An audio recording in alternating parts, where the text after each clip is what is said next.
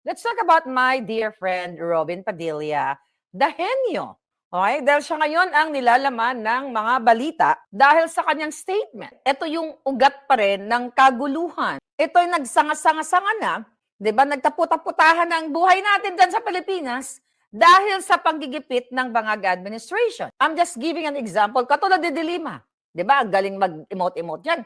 Pero tignan mo ang alam ni Dilima.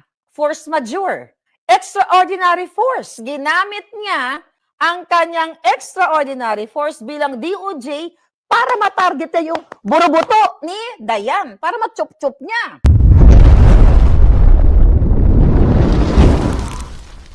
Hindi niya gusto na hindi siya makapasok o hindi siya pumapasok. Malayong magkaiba yun. Ayaw pumasok dahil isasakay sa eroplano at dadalhin sa dayuhang bansa at ikulong. Correct! Hindi ba Tagalog ang linyahan ni Robin Padilla ay wala siyang alam. Matalino pa siya dito. Henyo ito. Alam mo si Robin Padilla, henyo naman talaga yan. Sa larangan niya, sa larangan ng mga na-contribute niya sa pelikulang Pilipino, sa galing niyang mag-acting. Kaya tignan mo. Hanggang ngayon, pinapantasya sa ni yung loser na chinuchukchak ng Junggoy. 'Di ba? Yung loser diyan na nagpatapyas ng taba sa mga statement ni Senator Robin Padilla. Aba, nagwala ang Junggoy, nagwala si Virus, na minsan sa buhay niya ay nagkaroon din ng force majeure. Right, Llamas? Diba? Naalala niyo yung interview na sabi, kayo daw, nagchuchuchu daw kayo ni Llamas. Diba? Ano sabi ni Virus? What? What ang bilat? Kunyari, wala pa ang bigat lang. Tapos sabi ni Eric Sylvester, na nagnakaw ng identity, si Erwin Tulfo, na bumili ng 1.7 million na bahay na cash dito sa Amerika, ang puki ng ina niya, na hindi niya maipaliwanag, alright? At nagnakaw ng identity sa Amerika, sinagot niya si Robin. Yung El Nino, I don't know how should it affect na kailangang hindi pumasok ang isang senador dahil mainit. Isa-isahin ko to. Then, sabi ni Robin Padilla, pinapaliwanag niya dito, war, gera, digmaan, sakit ng silangan, nagresulta ng terorismo sa iba't ibang parte ng mundo. Okay, napipintong pagkadawit ng Pilipinas sa China, chuchuchuchu. Sagot naman ni Virus dyan, virus ni Llamas, o hantavirus, with all due respect, hindi po yan mga force majeure.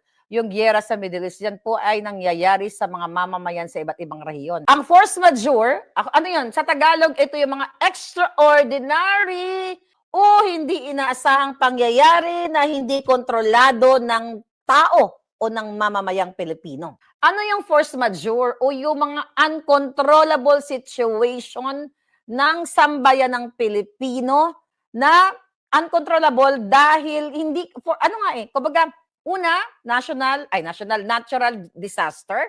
Ding lindol, hindi mo naman kayang kontrolin yan. Ito yung halimbawa, lindol, bagyo, baha, tsunami, volcanic eruption, landslide, tornado, drought, wildfires. Okay? Katulad sinabi ni Robin Padilla, El Nino. Okay, also, under the definition of force majeure, yung tinatawag na human-caused or large-scale events like war. So, henyo si Robin Padilla. Like war, civil war, invasion. I will stop dito sa invasion. Remember, yung 20 to 30 na NBI agents na lumusob sa Angeles, Pampanga, na walang warrant of arrest dahil may nagchismis daw sa kanila, nandoon si Senator Bato, lumusob sila. That's invasion of private property. Hindi napigilan ng mga tekatira doon dahil we are under martial law. Undeclared nga lang. And that's what you call force majeure. Walang magawa. I-apply natin kay Senator Bato at ang explanation ni Robin Padilla. Kasi nagtanong siya, hindi po ba ang war kasama yan sa force majeure? You're right. You're henyo, Robin. Senator Robin. Invasion. Terrorist attack. Oy, almost terrorism ang ginawa nila doon sa Senado, Di ba? Yung pagpunta ng NBI doon na nagpasinungaling pa si Bangag na wala akong inutos. Alas 4, tinawagan ko si Matibag. Ilo, Matibag, Tibag, Alpot. O, andyan ba kayo sa NBI? Chuchuchuchu. Ay, wala na sa opisina kami. Sabi nga ni Alan Cayetano, we are under attack. So, yung ginawa ng NBI, ng Bangag administration, it's like pag-atake. Paano natin to ngayon i-apply? Ha? Bago ko ubusin ang dugo ng mga yawang ito sa pagpapaliwanag ng mga force majeure, chuchu na to, mga kababayan. Yung buhay ni Senator Bato may banta. Right? Bakit? Bakit kailangan, bakit ako nag-agree na ayun ako na pwede nila i-amend ang rule sa Senate na yung mga wala doon na Senate members ay pwedeng bumoto kasi elected sila eh. Whether you like them or not, elected sila. Hindi lang makapunta si Senator Bato kasi mayroong panganib na nakaamba sa kanya. Nakita niyo naman nung May 11, nagtatatakbo si Senator Bato, run, run, run, as as far as you can, okay? 'Di ba? As fast as you can, as fast as far. 'Di ba? Kasi yung layo ng tinakbo niya, doon lang. Ngayon, mga kababayan, alright, merong panganib kasi papatayin siya, dudukutin siya, or kikidnapin siya. So, kung bubuksan nyo ang inyong tamang kaisipan o magugul-gugol kayo dyan, force majeure, okay, itong mga nangyayari kay Senator Bato, na hindi siya makapasok sa Senado, tama si Senator Padilla, dahil gustuhin man niyang pumasok, hindi nga siya makapasok dahil papatayin siya eh. Di ba? Dineclare na siya ng armed and dangerous. Parang kailangan mo, hindi ko maiisip yung term, pero yung kailangan mo i-depensa yung sarili mo whether ang tawag dyan, yung mga baril mo ay walang lisensya o ni-revoke ang lisensya. Kung nasa bingid ka lang kamatayan, kailangan mo sila bangbangin. But later on, kakasuhan ka, siya, nakikipagbarilan. Wala siyang license. So, dagdag kaso, Yung sinasalta kasing force majeure na yan, depende yan. Okay? Depende yan, mga kababayan, sa tumatanggap ng definition o tumatanggap ng mensahe o nag-iintindi ng mensahe.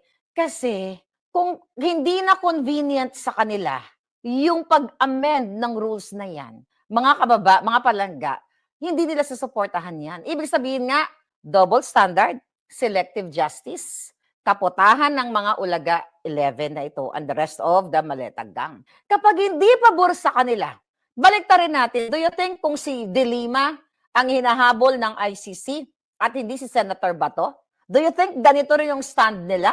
Definitely not. Hindi yan ang magiging stand nila, mga palangga. Diba? Ipipilit nila, yung tamang definitions, yung tamang rule sa Senate na pwede palang amyendahan. It just so happened, mga palangginging, na hindi pabor sa kanila yung amendment. Kasi nga, losers sila.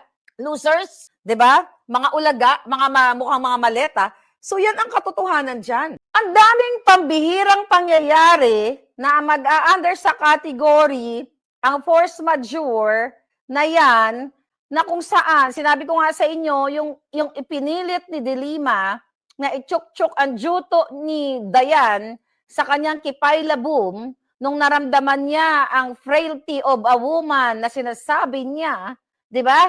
That's another force majeure. Uncontrollable situation dahil sa nangati ang kipay niya.